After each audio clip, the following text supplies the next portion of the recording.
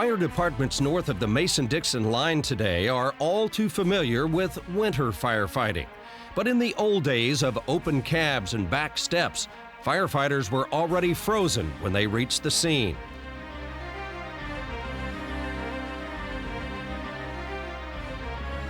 The employees of the office building and adjacent grain mill were hard at work when the entire complex was shaken by a series of explosions.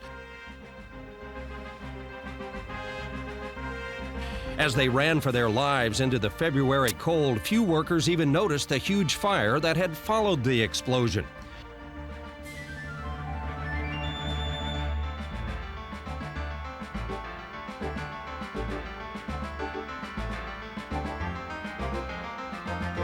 The master streams were hitting the fire but couldn't reach the roof. Hand lines had to be stretched to cut off the fire and save the office building.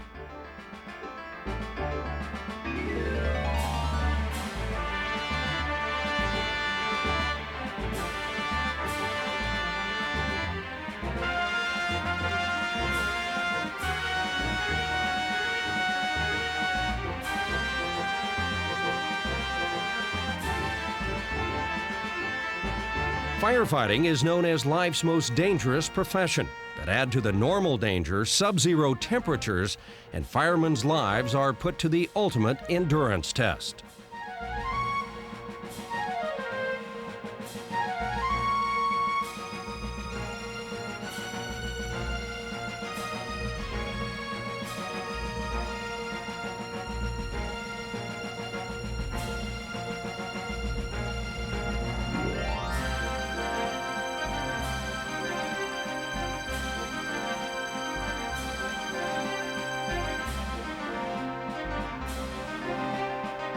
The snow fell more heavily now and accumulated everywhere.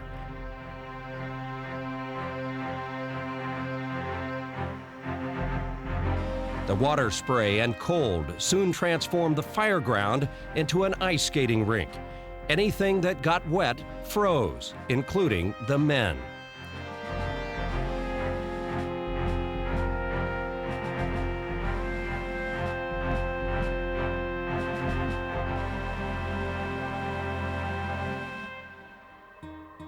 Those on the scene knew that if they shut down a hose line, even for a few seconds, it would never flow again.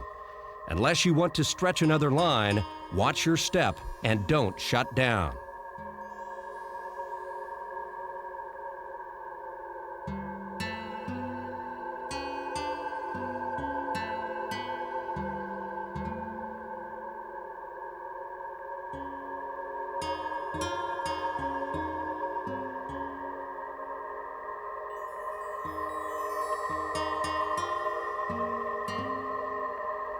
As the temperature dropped, so did the number of men operating the large guns and hand lines.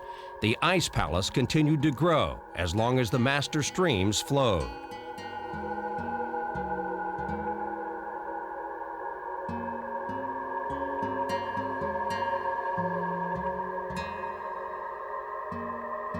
It took days and nights to build the magnificent ice palace, and once the fire was out, the palace was finished.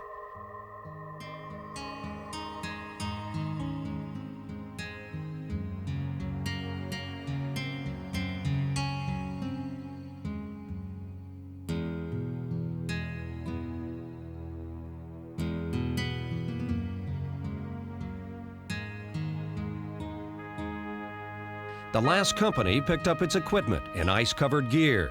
The task may seem routine, but in cold weather, even simple tasks become a challenge.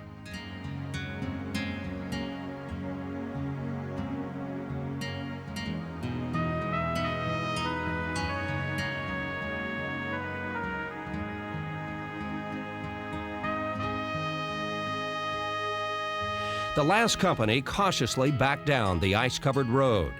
A few more cold minutes on the back step, and it would be time for the simple pleasure of hot coffee in the firehouse kitchen.